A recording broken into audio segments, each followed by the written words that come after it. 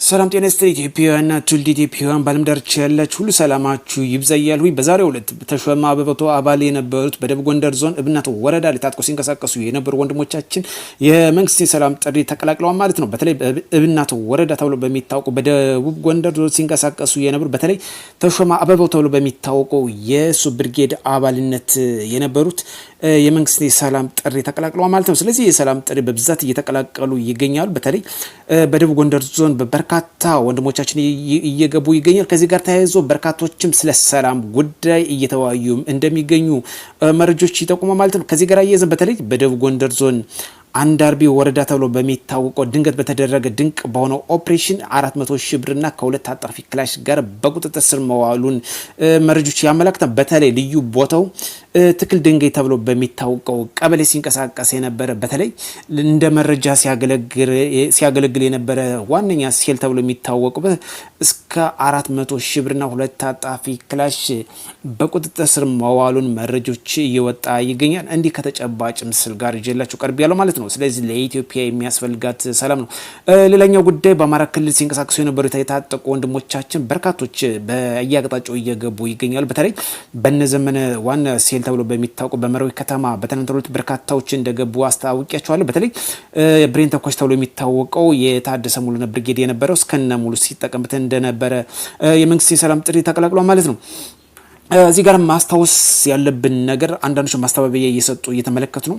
በእነዚህ 2 ዓመታት ውስጥ ፋኖ ያስመዘገበው ውጤት ምንድን ነው ብለን ወደ ኋላ ብለን መመለስና መቃኘት ግድ አስፈላጊ ነው። ከዚህ ከአንድ ዓመት በፊት በተለይ በመራዊ እንዲሁም ደግሞ በመሸንቴ እንዲሁም አጓራባች ቀበሌዎች ሲንቀሳቀሱ የነበሩት አሁን ሙሉ በሙሉ በመከላከያ ቁጥጥር ስር ነው። በተለይ ከባህር ዳር እስከ ደጀን ድረስ ያለው ሙሉ መከላከያ ይዞታል። እነሱ በጫካ ነው ያሉት። ስለዚህ ውጤት እያመጡ ሳይሆን ክልሉ በኢኮኖሚ በማህበራዊ እየተጎዳ እንጂ ያመጡት ውጤት አለመሆኑን ተጨባጭ ማስረጃዎች በቂ ነው። ስለዚህ መንግስት ክፍት ያደረጉን የሰላም መንገድ ቢጠቀሙበት መልካም ነው ብዬ አስባለሁ። ምክንያቱም ኢትዮጵያም ደግሞ በሰላም ብቻ ነው፣ ሌላ ምንም የሚመጣ ውጤት አለመኖሩን ከወዲሁ መገንዘብ ያስፈልጋል። እንዲሁም እዚህ ጋር እየይዘን በተለይ በአማራ ክልል በአዊ ብሔረሰብ አስተዳደር በርካታ ታጣቂዎች የመንግስት የሰላም ጥሪ የተቀላቀሉ ይገኛል። በተለይ በአዊ ብሔረሰብ አስተዳደር በአማራ ክልል የሚገኘው በርካቶች የፋኖ ታጣቂዎችም እንዲሁም በተመሳሳይ የሸኔ ታጣቂዎችም የሚንቀሳቀሱበት በተለይ ማጀቴ አጣዬ ተብሎ በሚታወቁ አካባቢዎች የታወቀ ቦታ ነው። ስለዚህ በዚህ አካባቢ በርካታ ወንድሞቻችን የመንግስት የሰላም ጥሪ እየተቀላቀሉ ይገኛል ማለት ነው። ስለዚህ ሰላም ለኢትዮጵያ፣ ሰላም ለሀገራችን እንዲሆን ምኞቴን እገልጻለሁ። ምክንያቱም በትጥቅ የሚመጣ ሰላም የለም። እስካሁን ድረስ ኢትዮጵያ ያመጣቸው በንግግር በውይይት በድርድር እንጂ በነፍጥ የሚመጣ ሰላም የለም። ኢትዮጵያ ሀገር ታሪክ ጠግበናል። ስለዚህ በነፍጥ የሚመጣ ለውጥ አለመኖሩን ተረድተን ለኢትዮጵያ የሚያስፈልጋት በንግግር በድርድር ነው። ለዚህ ተጨባጭ ማስረጃዎች ሰሞኑን እየተመለከቱ ነበር። ከመራዊ በተለይ እነዘመን የሚዘወረው መራዊ ከተማ በርካታ ወንድሞች እየገቡ ይገኛሉ። በተለይ ጊዮን የሚባለው እንዲሁም ደግሞ አቸፈር ብርጌድ ተብሎ የሚታወቀው የመንግስት የሰላም ጥሪ ተቀላቅለዋል። በርካታ ወንድሞቻችን እየገቡ ይገኛሉ። በተለይ ደግሞ ብራቃት ተብሎ የሚታወቀው ዋነኛ መንቀሳቀሻ የነበረውን በዚሁ በሰሜን ሜጫ ወረዳ በመራዊ ከተማ ተብሎ የሚታወቀው በርካታ ወንድሞቻችን እየገቡ ይገኛሉ ማለት ነው። ይሄ ነው የሚያስፈልገው። ይሄ የሚያመላክተው ትልቁ ውጤት።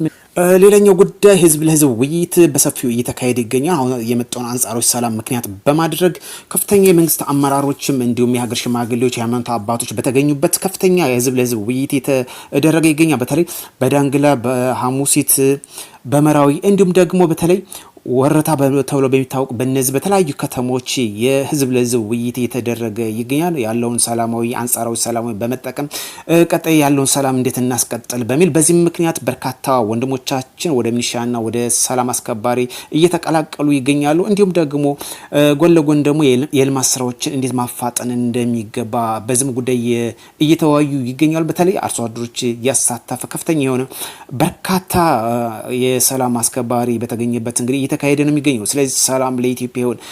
ከዚህ ውጭ ግን የሚመጣ ምንም ለውጥ እንደማይኖር እውን የሆነበት እያየን ነው የሚገኘው። በዋነኝነት ማስታወስ የምንፈልገው ከዚህ ጋር በትናንትናው ዕለት ጆሃር መሐመድ ባሰፈረው በፌስቡክ ፔጁ ላይ በእግር ኳስ ደጋፊ የነበረው በጸጥታ ኃይሎች ተተኩሶ ህይወቱ ማለፉን ብሎ የዘገበው እንግዲህ ልጁ በህይወት አለው እያለ ማስተባበያ እየሰጠ ነበረ። ስለዚህ ይህንና ሌላ መሰሎችን እንግዲህ ህዝብ የማያደናግር ስራ እየሰሩ መሆኑን ከወዲሁ መገንዘብ ያስፈልጋል ማለት ነው። ስለዚህ ለፖለቲካ አንቂኖች ባሪዎች ከእውነታ የራቀ መረጃ በማቅረብ ህዝብን እያደናገሩ የሚገኝበት መሆኑን በአጽንኦት መረዳት አለብን። ስለዚህ ልጁ በህይወት እያለ እንደዚህ አይነት ማስተባበያ መስጠቱ በእጅጉ የሚያሳፍር ነው። እንዲሁም አንጋፋ ፖለቲከኛ ነኝ ተንታኝ ነኝ ባዩ እንደዚህ አይነት የወረደ አመለካከት ያለው መግለጫ ሲሰጥ በእጅጉ በጣም የሚያሳፍርና ለሀገር የማይመጥን ንግግር መሰጠቱ በጣም የሚገርም ጉዳይ ነው።